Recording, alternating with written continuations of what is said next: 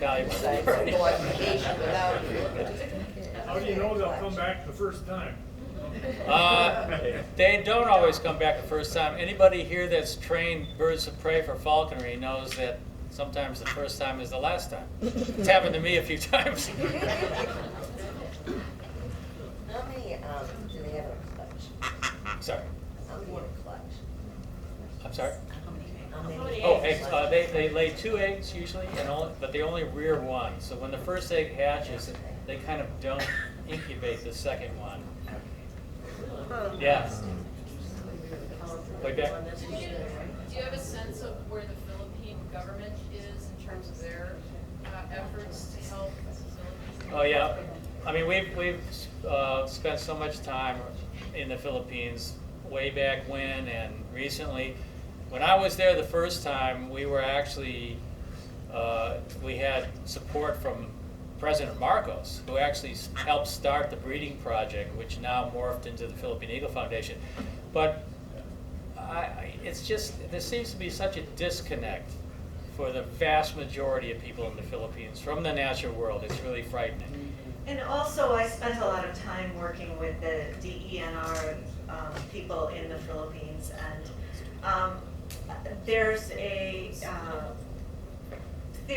sort of a theoretical, yes, we want to save the Philippine eagle, but there's not the resources committed to what is required, and then there are an awful lot of layers of government.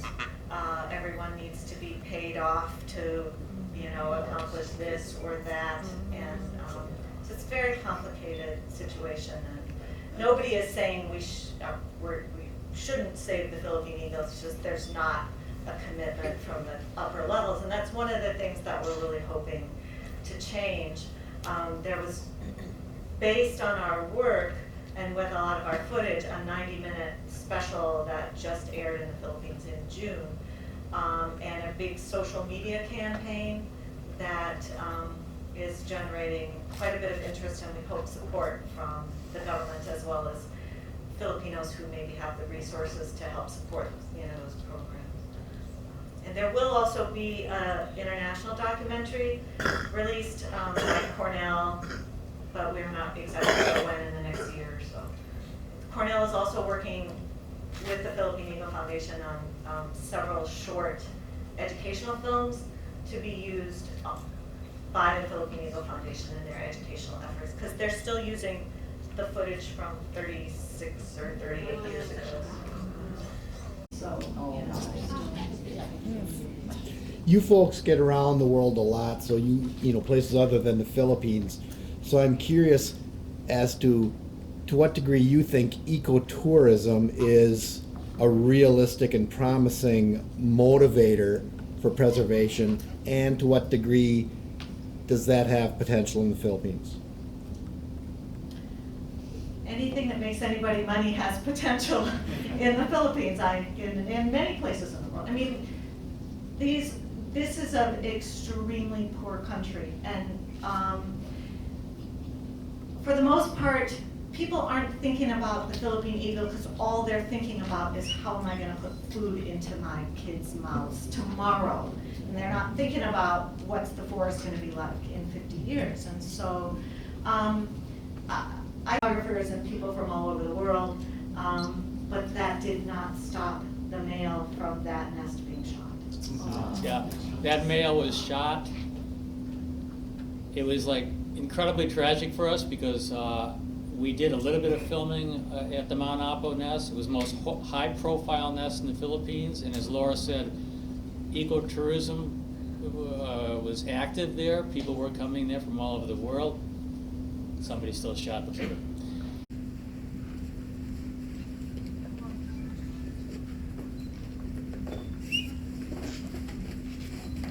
Back to his mama.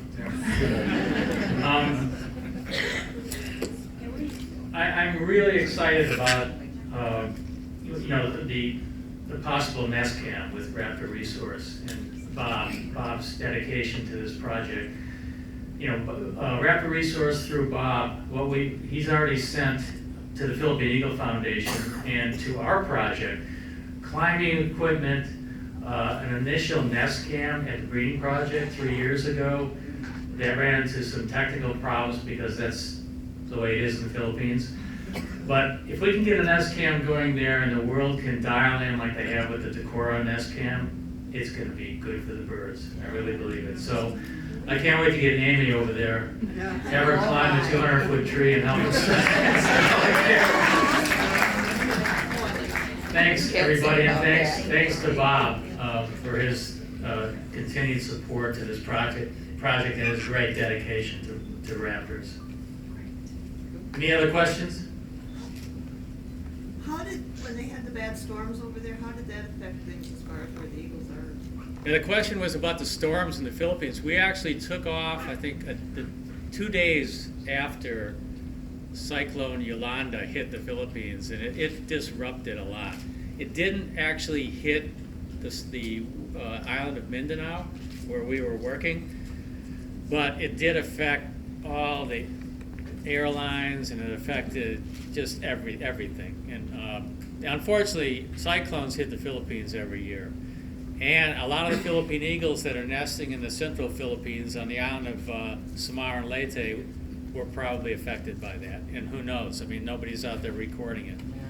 At that time, people were more concerned about just strictly surviving. I Yes, just sir. wasn't sure where you were over there. Do you have any estimate about the amount of land you have now? How many eagle couples or that it'll support? Well, there's in the area where we were working, the little fragment of forest. When I say little, I could only support 2 birds, and that's why it was so sad for us watching that baby grow up, knowing that when he fledged, he had no place to go, no place to go, and the chance of him surviving, flying out and getting in trouble over agricultural land and maybe chasing somebody's chicken, not a good thing.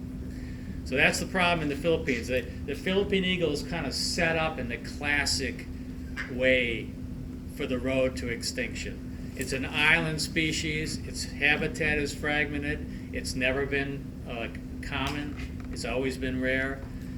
And to survive today, the way things are with the overpopulation in the Philippines. When I was there in the late 70s, the population of the Philippines was 65 million. Now it's 110 million. So there you have it. What's the row crop agricultural tree that you see the geometric pattern? Is that what's taking place? That is palm oil. And palm oil plantations have devastated other parts of Asia like Borneo, where they purposely clear the rainforest, the incredible, unique, ancient rainforest with trees that could be over 200 feet tall, and plant monocultures of palm oil. And it's happening in the Philippines. Also coconut plantations. Coconut plantations go from the shore up to the foothills and even beyond into the higher elevations on the mountains. And it's just like corn. It's a monoculture. You know, birds, people can eat it. Birds, maybe pheasants here will eat corn, but nothing nests in corn. So yeah, it's these monocultures are really nasty. Does he make other vocalizations besides what he's been doing? Yeah, he makes lots of different vocalizations. Really loud screaming, mournful calling, you know, and most raptors that live in jungles, in rainforests, have to be able to transmit that call so that they can be heard by and not seen, because you can't see your mate or your young one or other eagles because it's just so dense. Excuse me. Is there an estimate about how many harpies are left in South America? It's a hard estimate to make, but you know, there's certainly thousands. Oh. They're in much better shape than Philippine You know, eagles. Mexico is basically extinct, right? Yeah, there is an active nest of harpies in Belize, believe it or not. And their range historically went up into Guatemala and even extreme southern Mexico where there was rainforest. But they are a rainforest bird, so that's the only place you're gonna find them. Will he be stressed if we clap at the end of this day? If we Wi- applause, will he be stressed? Oh, no, I don't think so. Not like Okay, Zora so from last year. we're gonna probably bring him to the fish hatchery and put him on a perch if we can find something, so he'll be able to, unless the black flies are really bad, we might get John Dingley there to brush him off. Another story, John. He's already been, I think the bird's been kind of eyeing John. Yeah, I think John's already been attacked by the If Harpy. John ran around down the frontier, he'd be, So we're gonna put Cal back, and we really appreciate everybody coming here, and it was really a pleasure to.